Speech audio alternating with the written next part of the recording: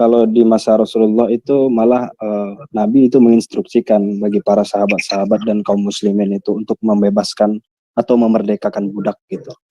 Jadi di sana memang secara totalitas itu perbudakan memang tidak bisa dihapuskan karena di bagian dari tradisi dan budaya mereka ya. Dan orang-orang Romawi juga melakukan itu gitu. Tetapi di masa Rasulullah itu yang namanya budak itu sebaiknya dimerdekakan gitu. Ya, demikian. Dan itu hikmah. Bagi orang yang mampu memerdekakan budak itu pahalanya kalau saya tidak salah itu sebesar gunung. Ya, itu sebesar gunung. Nah, mungkin kita bertanya ke teman-teman Kristen kita ini, bagaimana solusinya kalau misalnya ada situasi perang ya yang menyangkut tentang kedaulatan negara kita gitu. Dari sisi aspek keagamaan loh gitu. Ya karena di dalam Islam kan ini ada syariatnya, di mana ayat-ayat perang itu menjadi tolak ukur bagi Muslim. Oke, saya jelaskan. Seperti apa? Saya jelaskan. Di dalam ajaran Yesus tidak ada peperangan. Peperangan lahir dari kehidupan manusia yang tidak berpusat pada ajaran Yesus. Jadi, apapun ceritanya, perang itu pasti lahir dari kehidupan yang tidak berpusat pada Yesus. Itu ajaran Alkitab. Ya, saya kalau dihadapkan dengan masalah yang seperti itu ya saya paham juga karena kita bukan anak TK semua gitu. Nah, tapi kalau dunia geopolitik saat ini kan di mana semua orang saling menginvasi satu sama lain, yang lemah akan ditindas gitu. Nah, bagaimana posisi dari iman Kristen di sini ketika menyikapi kondisi semacam itu? Yang berlaku ketika berbicara negara adalah hukum negara. Dan orang Kristen sebagai warga negara yang baik melakukan hukum negara. Tetapi jika hukum negara dilakukan secara salah oleh pimpinan, maka pimpinan bertanggung jawab kepada Yesus, hakim yang adil. Jadi di sini kita harus bedakan perkara ajaran Yesus Alkitab dengan perkara bernegara. Itu konteks yang berbeda. Oke, berarti iman Kristen tergantung kepada sistem kenegaraan seseorang gitu ya? Kamu catat kalimat saya. Hukum di dalam iman Kristen dengan hukum negara dua hal yang berbeda, tetapi tidak boleh dibentrokkan sebagai sebuah bangsa yang beriman. Saya paham. Seperti ini misalnya kan, Indonesia itu kan kalau di Islam itu membunuh tanaman, membunuh ternak, membunuh wanita yang tengah hamil maupun kakek dan anak-anak itu dilarang.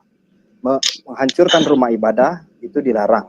Bahkan nuklir pun dalam konteks fatwa ulama itu sangat dilarang karena menghabisi seluruh daerah di sekitarnya dan itu berimpak lama.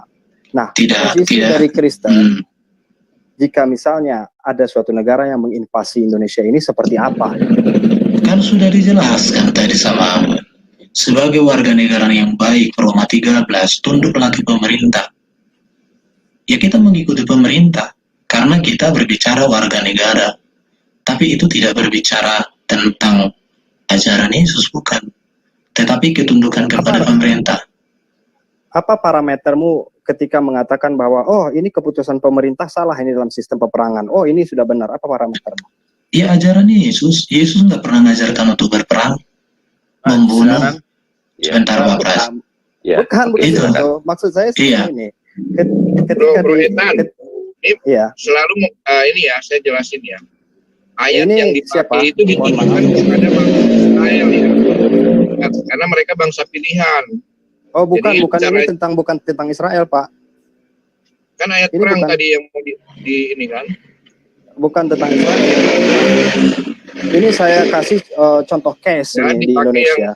Itu kepada jadi gini, menurut saya sudah dijawab. Tergantung kamu paham atau tidak, kemampuanmu menalar jawaban. Di situ persoalannya. Yang bermasalah itu bukan jawaban, tapi kamu pengen orang menjawab seperti yang di otakmu. Itu masalahnya. Enggak. Saya nggak pengen seperti itu. Ya sudah, saya sudah jawab. Hukum pemerintah ada. Sebagai warga negara yang baik, maka harus taat kepada hukum pemerintah. Kalau pemerintah nggak ada? Ya, kan ditanya Indonesia kan ada pemerintah. Gimana sih si model ini? Jangan parameternya dia itu mengatakan benar atau tidak keputusan pemerintah dalam sistem peperangan itu seperti apa. Dia tidak bisa menjawab, ini masalahnya. Makanya kau dengarkan catatan tadi. Kau biasakan mendengar kalimat dari A sampai Z. Jangan kau ambil Z. Saya sudah katakan tadi, Yesus tidak pernah mengajarkan orang perang. Perang itu lahir dari kegagalan atau ketidaktaatan manusia meneladani Yesus, ajaran Yesus. Oke, saya screenshot ya. Coba ya. Ini kita ambil di Matius 10. Sebab aku datang untuk memisahkan orang dari anaknya, anak perempuan dari ibunya, menantu perempuan dari ibu mertuanya. Dan orang ialah orang-orang seisi rumahnya. Ayat ini udah atau ibunya lebih daripadaku. Boleh saya selesaikan dulu? Enggak, saya sudah tangkap. Sudah tangkap. Selesaikan dulu. Coba turunkan sedikit. Mengasihi anak laki-laki atau perempuan lebih daripadaku, ia tidak layak bagiku. Nah, coba enggak usah kau jelaskan. Coba turunkan sedikit ke bawah. Enggak, turunkan aja. Saya sudah ngerti yang kau maksud. Turunkan sedikit. Saya jangan dipotong dulu dong. Enggak, turunkan aja sedikit. Kamu kan turunkan, bukan. Kamu enggak saya potong. Enggak, saya sudah mengerti. Turunkan aja dulu sedikit. Nanti layar lu boleh. Oke. Iya. Oke. Jangan dipotong. Itu namanya nggak sopan. Nggak sopan kalau kayak gitu. Ya udah lanjutlah. Kamu harus belajar sopan santun. Waduh, yang tidak sopan itu orang kawin anak-anak. Oh? Udah. Orang kawin anak-anak. Iya, itu nggak sopan itu. Sebentar.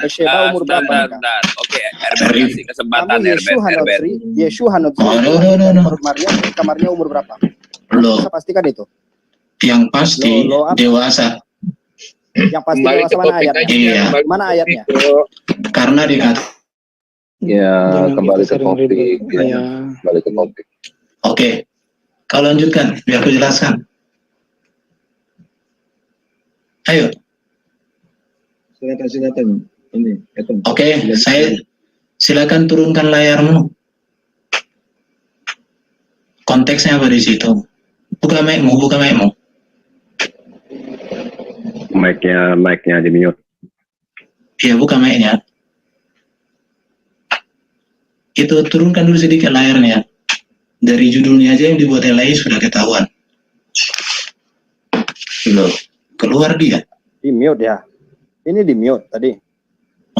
Iya di mute supaya kembali ke topik. Kembali ke topik aja. Oke.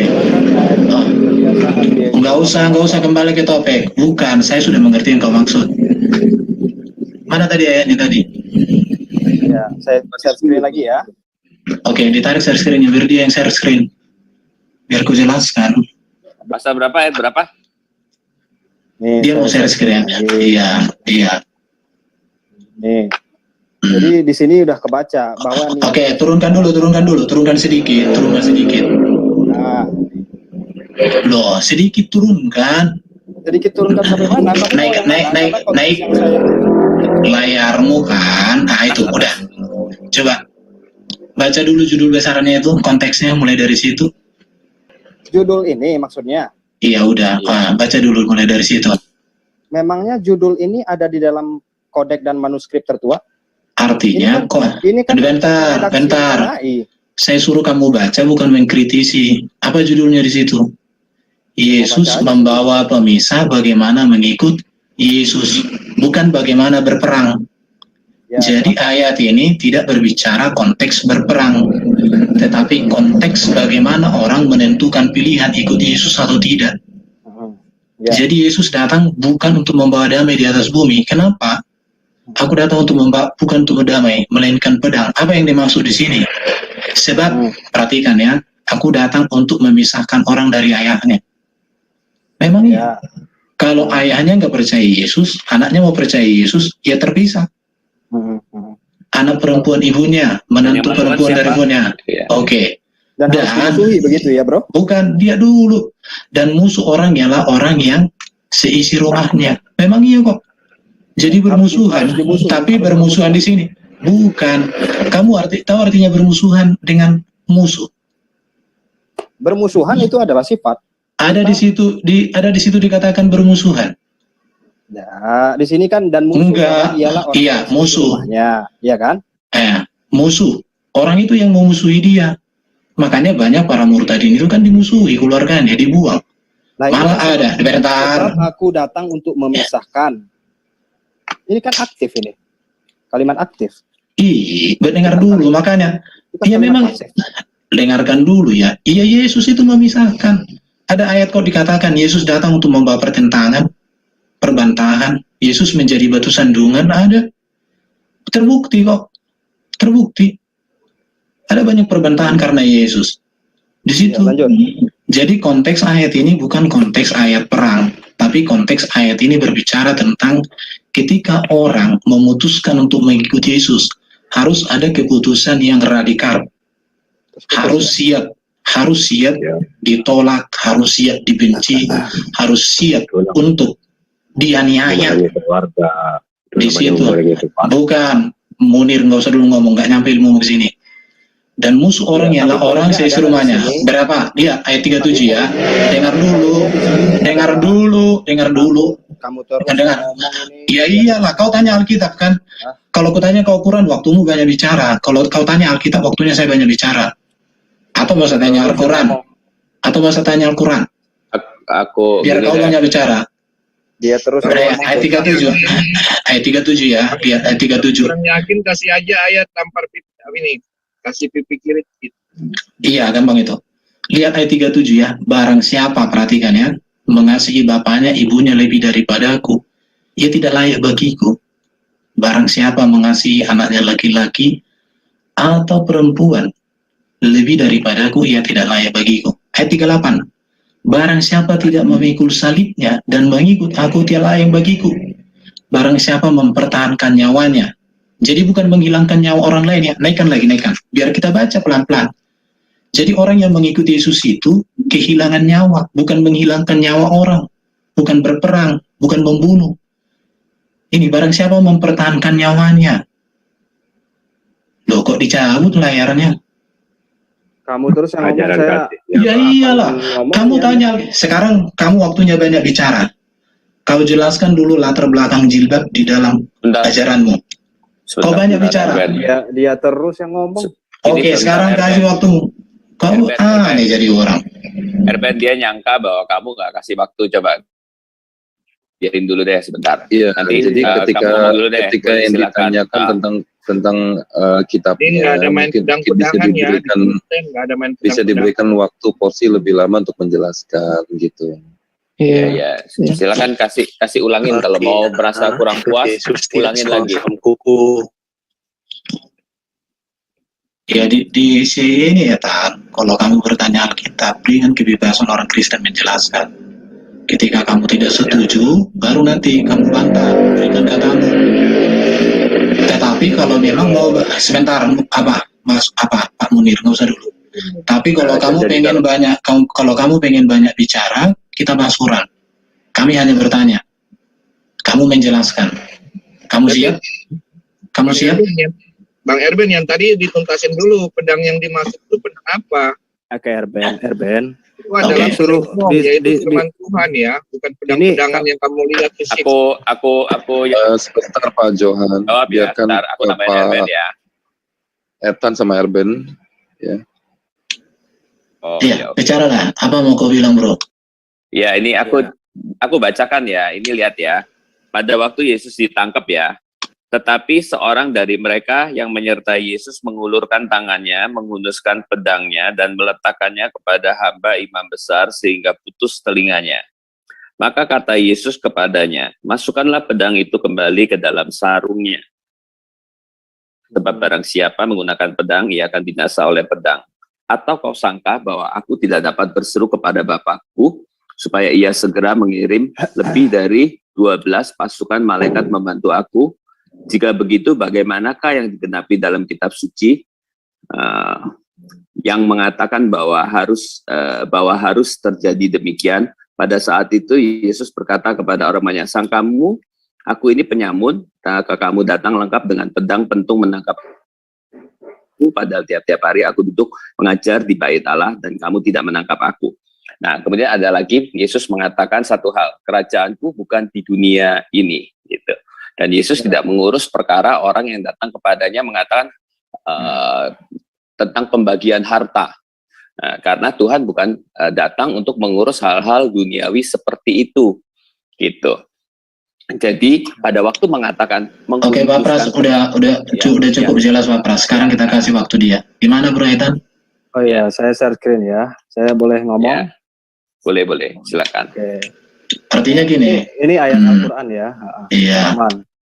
Dan kami perintahkan kepada manusia, ya, kepada kedua orang tuanya, ibunya telah mengandungnya dalam keadaan lemah yang bertambah-tambah dan menyapinya dalam usia 2 tahun. Bersyukurlah kepadaku dan kepada kedua orang tuamu hanya kepada aku kembali. Dan jika keduanya memaksamu untuk menyekutukan aku dengan sesuatu yang engkau tidak mempunyai ilmu tentang itu, maka janganlah engkau menaati keduanya dan pergaulilah keduanya di dunia dengan baik dan ikutilah jalan orang-orang yang kembali kepadaku, kemudian hanya kepadaku tempat kembalimu. Nah, di sini jelas ya posisi dari anak-anak Muslim yang mana dia itu orang tuanya sesat atau kafir, tetapi Allah memerintahkan untuk menaati keduanya dalam hal hubungan duniawi. Tetapi janganlah berlaku kasar kepada kedua orang tua. Nah, apa yang kita lihat di dalam konteks ayat ini adalah Yesus datang untuk memisahkan orang dari ayahnya. Cuy, ini dia datang saja sudah memiliki niat yang kalau gua kasih hadis anak perempuan dari ibunya. Boleh di ini nggak? Boleh di mute nggak yang ngomong tadi itu? Ya. Sebentar. Gua kasih hadisnya kalau lo boleh membunuh. Duren tunggu sebentar, Duren. Ya, biar dia selesaikan dulu. Ya. Boleh saya selesaikan nggak? Nanti baru. Jangan ngamuk langsung seperti itu. Nah, silakan lanjutkan. Sementara kalau misalnya kita melihat di teks ayat ini, sebab aku datang untuk memisahkan orang dari ayahnya. Ini niatnya saja sudah kurang baik. Anak perempuan dari ibunya, menantu perempuan dari ibu mertuanya. Dan musuh orang ialah orang-orang seisi rumahnya. Nah, di sini dikasih pilihan ini. Barang siapa yang mengasihi bapak atau ibunya lebih baik daripadaku, ia tidak layak bagiku. Dan barang siapa mengasihi anak laki-lakinya atau perempuannya lebih daripadaku, ia tidak layak bagiku. Nah, di sini kan jelas perbedaan antara posisi Quran yang mencoba untuk lu taat kepada orang tua lu, walaupun lu di dunia ini, gitu. Tetapi di sini, di dalam Alkitab, itu kok disuruh untuk memusuhi seluruh keluarganya gitu loh. Ya. Nah, boleh saya jawab 1 menit aja, Pak? Ya, boleh. Pada waktu Pak Yesus datang, Yesus membawa pedang dan membuat pemisahan. Betul. Kenapa? Karena Yesus menyuruh orang percaya kepada dia dan menerima dia sebagai Tuhan dan Juru Selamat untuk keselamatan dia. Lalu begitu dia nerima, Bapak tahu gak, di gereja saya dulu ada istrinya dari tetua, itu yang karena percaya Yesus itu botakin, Pak. Dan kemudian kejadian-kejadian saat ini, Pak, banyak kan yang kalau istrinya percaya Tuhan ataupun anaknya percaya Tuhan ataupun karena percaya Tuhan dipermasalahkan, Kak. Tidak ada kebebasan untuk memilih, gitu. Jadi itu yang menyebabkan timbulnya adanya perpecahan. Jadi aku datang membuat kamu percaya dan karena itu timbul pertentangan. Nah, lalu kalau kamu mengasihi orang tuamu lebih daripada aku, tapi Tuhan tidak suruh di orang Kristen itu yang melakukan permusuhan terhadap orang tuanya, bukan. Tetapi kalau kamu mengasihi aku, oh karena orang tuaku, jadi aku jadi nggak usah percaya Yesus atau nggak percaya Tuhan dan lebih mementingkan itu, jelas dia tidak layak bagi Tuhan gitu. Jadi pengertiannya begitu. Nah silakan, Flag Duren. Enggak, saya mau menambahkan juga. Oh, iya. Sebentar dulu ya. Aku sebentar aja 1 menit. Jadi gini, pedang itu ya, pedang yang di dalam Matius 10 itu jangan diibaratkan kayak pedang yang real gitu loh. Pedang ini berkaitan tentang firman Tuhan gitu. Makanya firman Tuhan itu bagikan pedang yang bermata 2 gitu, yang bisa memisahkan antara sendi-sendi dengan sumsum. Itu ada. Ibrani pasal 4 ayat 12. Iya, itu pedang. Oke, itu aja. Silakan lihat. Oke. Kalau ini dibaca sebenarnya secara utuh ya, tapi harus dijelaskan. Lihat aku mengutus kamu seperti domba di tengah-tengah serigala. Sebab itu hendaklah kamu cerdik seperti ular, tulus seperti mati. Waspadalah terhadap semua orang, karena ada yang akan menyerahkan kamu kepada majelis agama dan mereka akan menyesah kamu di rumah ibadat. Perhatikan ya, Dan karena aku, kamu akan digiring ke muka penguasa dan raja-raja sebagai suatu kesaksian bagi mereka dan bagi orang-orang yang tidak mengenal Allah. Apabila mereka menyerahkan kamu, janganlah kamu khawatir akan bagaimana dan akan apa yang harus kamu katakan. Perhatikan ya, tadi di ayat yang kamu kutip, di ayat 30 ini. Kalau dipahami ya, ini, setiap orang yang mengaku aku di depan manusia, aku juga akan mengakuinya di depan Bapakku yang di surga. Perhatikan ya, tetapi barang siapa menyangkal aku di depan manusia, aku juga akan menyangkal mereka di depan Bapakku yang di surga. Jangan kamu menyangka aku datang untuk membawa damai sejahtera di atas bumi. Aku datang bukan untuk membawa damai, melainkan pedang. Ini juga, kalau kita melihat di sini, ini ada kaitan dengan bagaimana kehidupan orang-orang yang mengikuti Yesus. Jadi memang Yesus membawa pedang, pemisahan jelas sekali ya. Sebab aku datang untuk memisahkan orang dari ayahnya. Memang dipisahkan. Ada banyak kok bapak dari anak yang dipisahkan karena teraniaya. Anak perempuan dari ibunya. Yuk sebentar. Oke. Menantu perempuan dari ibu mertuanya. Ada banyak keluarga yang terpisah-pisah pada saat itu. Kenapa? Karena terjadi penganiayaan. Karena mereka memilih untuk mengikuti Yesus. Dan musuh orang ialah orang sisi rumahnya. Karena memang keluarga itu ya harus terjadi. Ya, Contoh, iya itu. Contoh saya kasih supaya kamu pernah dengar Yusuf Roni dulu. Ketika dia memutuskan untuk percaya Yesus, itu tahu apa yang terjadi? Keluarganya memutuskan 1 peser pun harta warisan dari keluarga itu nggak ada sama dia. Bahkan dia masuk penjara. Kuku tangannya dan kuku kakinya dicabut semua. Itu kesaksian Yusuf Roni. Karena mengikuti Yesus. Makanya dikatakan barang siapa mengasihi bapak atau ibunya lebih daripada aku tidak layak. Artinya memilih Yesus itu keputusan yang bulat. Gitu ya. Barang siapa mengasihi anak laki-laki atau perempuan lebih daripada aku tidak layak. Betul. Karena Yesus mengatakan, siapa mengaku aku di depan umum, aku di depan Bapakku. Siapa tidak mengaku di depan umum, aku sangkal. Makanya harus pikul salib. Salibnya apa? Ya, harus memutuskan ikuti Yesus atau mengikuti keluarga yang menghalangi kita untuk ikuti Yesus. Tapi tidak dikatakan di sini dibunuh ya. Dan ingat, banyak sekali orang mengikuti Yesus, akhirnya menjadi berkat bagi saudara-saudaranya. Di situ, awal-awalnya dia dibenci, tapi lama-lama dia menjadi anak kesayangan. Sangat banyak. Tadi saya ketemu dengan seorang murtadin, saya ngobrol sama dia. Awal-awalnya mamanya marah sama dia, dicari kitab sucinya di mana. Sekarang mamanya katakan, kamu kuliah sekarang kok makin damai. Dia udah bebas sekarang, di gereja udah boleh, murtadin. Ya, jadi begitu bro, dia dibenci. Sampai dulu diancam dia, siapa yang menjadikan kau jadi orang Kristen? Kau penjarakan, kau laporkan polisi, katanya, kau masakan itu. Iya, kamu terlalu itu, oke, ya. Ya, oke. Bagaimana jika posisi orang itu adalah dia tidak percaya dengan Yesus, ya, sementara di dalam rumahnya itu siapa yang tidak percaya Yesus? Orang-orang yang seisi rumahnya itu tidak percaya dengan Yesus, sementara dia percaya dengan Yesus. Nah, bagaimana harusnya dia memperlakukan kedua orang tuanya itu? Sementara di sini dia datang untuk memisahkan anak-anak dari kedua orang tuanya. Bagaimana harusnya seorang Kristen yang baru percaya dengan Yesus ini berlaku kepada orang tuanya? Kalau keluarganya itu menghalangi dia untuk mencintai Yesus, kasih dalil ya. Dengar dulu. Dia bisa meninggalkan keluarganya itu, tetapi ingat, Yesus juga mengatakan, kamu harus mengasihi semua orang, kamu harus berkorban untuk semua orang. Jadi ketika dia meninggalkan itu bukan untuk membenci, tetapi menyediakan waktu untuk berdoa dan memulihkan. Sebentar. Kan Yesus mengatakan, kasihilah sesamamu manusia seperti dirimu sendiri. Iya, perlakuannya terhadap keluarga itu seperti apa? Dengarkan, Yesus mengatakan begini, perintah baru yang kuberikan kepadaku, kasihilah sesamamu manusia, sama seperti aku mengasihi engkau. Yesus mengasihi.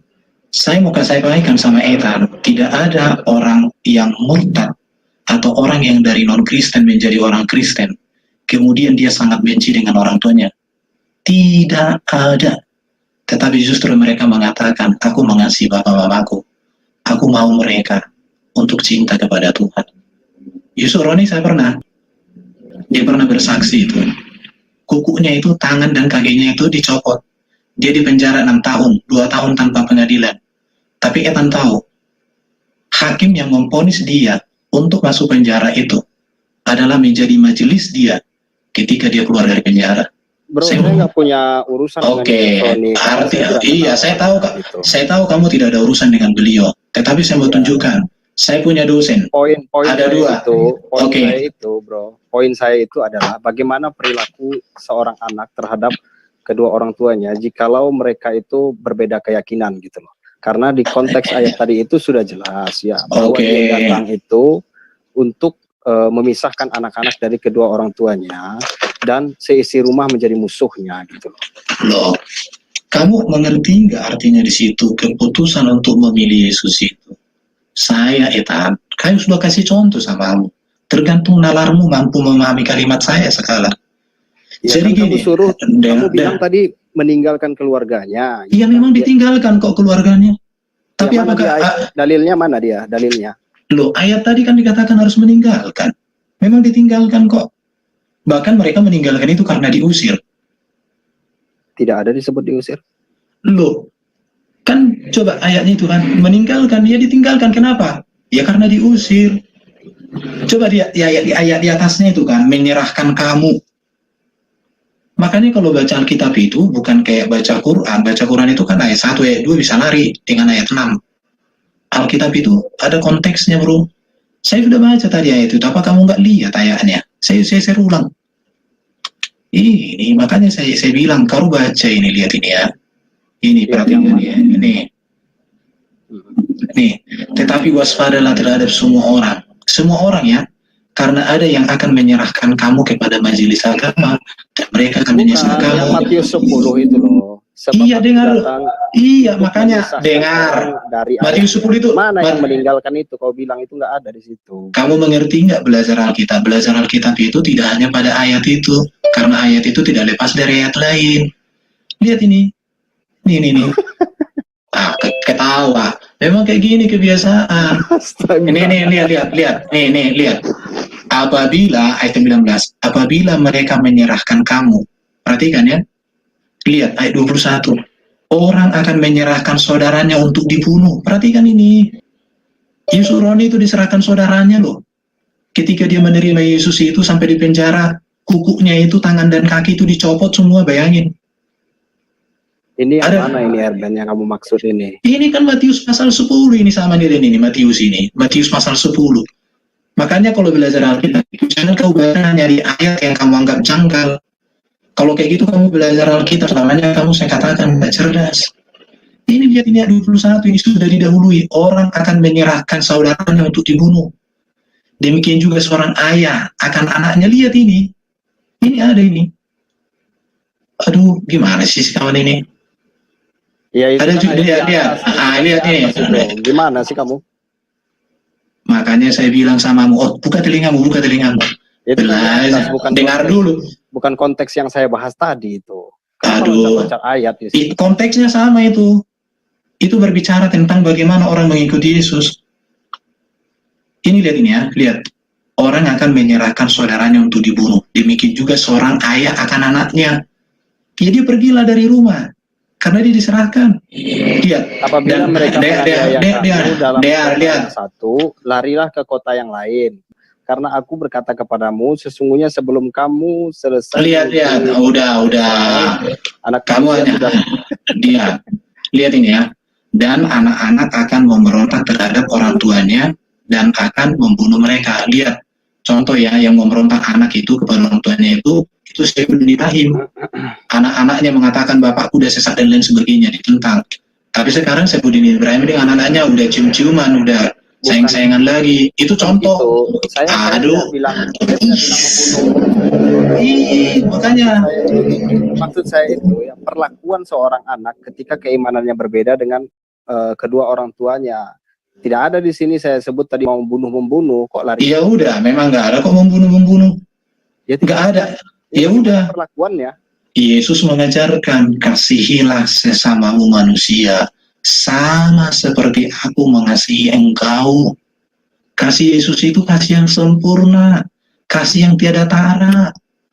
Makanya orang-orang yang menjadi pengikut Yesus sejati sayang sama bapak mamanya walaupun bapak mamanya mengusir dia. Makanya kamu tonton sekali-sekali kesaksian Murtadin yang diusir orang tua yang dibuang itu. Bagaimana dia? Dia lari tapi dia menangis, dia sedih. Tapi dia berdoa. Dosen saya ada satu.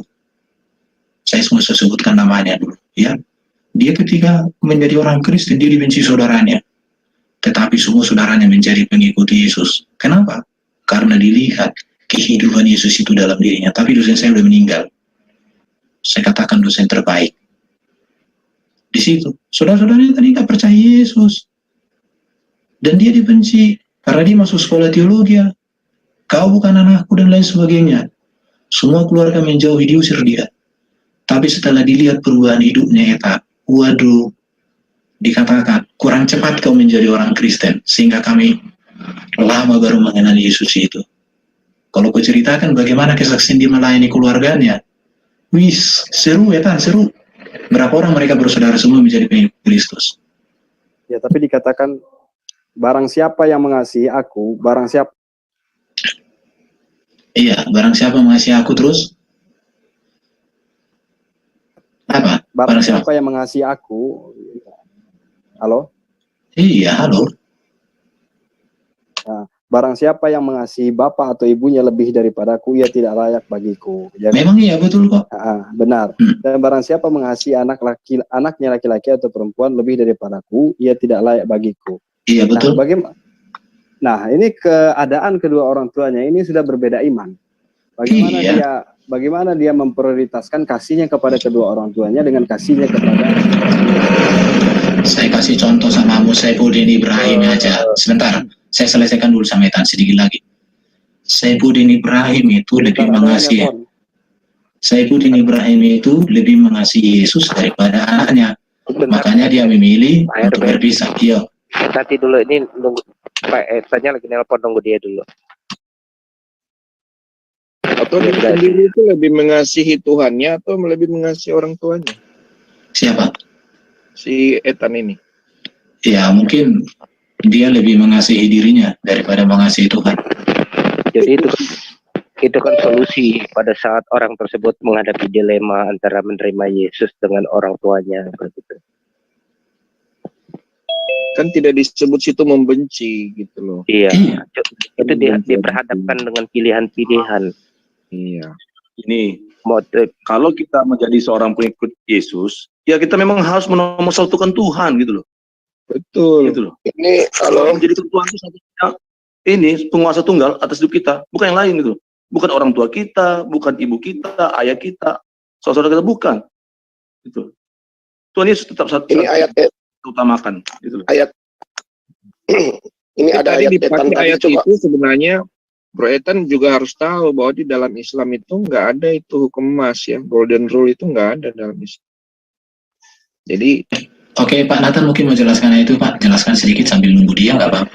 Apa yang Bapak mau sampaikan dari situ? Tadi, Etan coba tadi jelasin juz apa ini, surah 29 ayat 8 ini, justru ini ada kolerasinya dengan yang di Alkitab loh.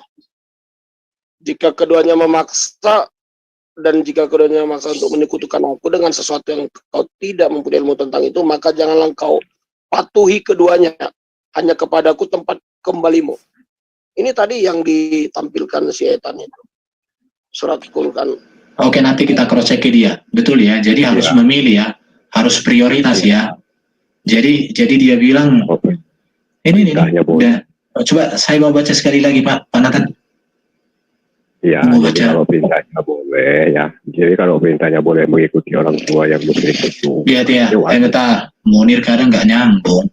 Dan jika keduanya memaksamu untuk menyekutukan aku dengan sesuatu yang engkau tidak mempunyai ilmu tentang itu, maka janganlah engkau patuhi keduanya.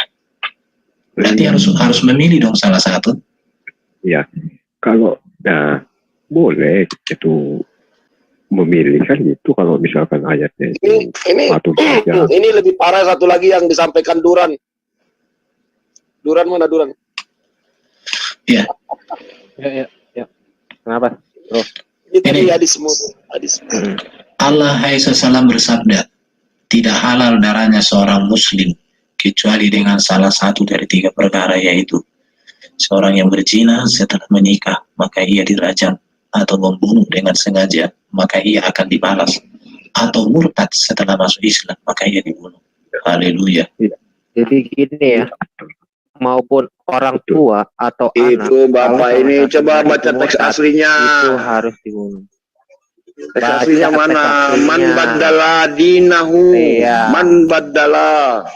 Ini Tristan ini Barang siapa kayaknya yang lebih menyesatkan. Terus Nggak bisa gitu kita lihat langsung ininya aja. Teksnya mana? Terus? Man Iya. badala dinahu. Itu ada teksnya. Nah, apa? Mana Arabiknya? Bawa sini. Terus? Arabnya Terus? Tristan. Loh, itu dicek udah gue kirim kok. Kenapa Pak? Screen. Bicara Screen. golden rule. Golden rule di Islam itu wa ma khalaqtul jinna wa insan illa liya'budun. Kenapa? Ya. Murtad halal gak darahnya? Murtad, saya sudah jelaskan tadi waktu awal-awal. Apabila ia membuka rahasianya, membongkar rahasia Islam, kemudian menjadikan pertempuran, peperangan, itu ada syaratnya. Mana dalilnya kalau terjadi pertempuran? Mana dalilnya?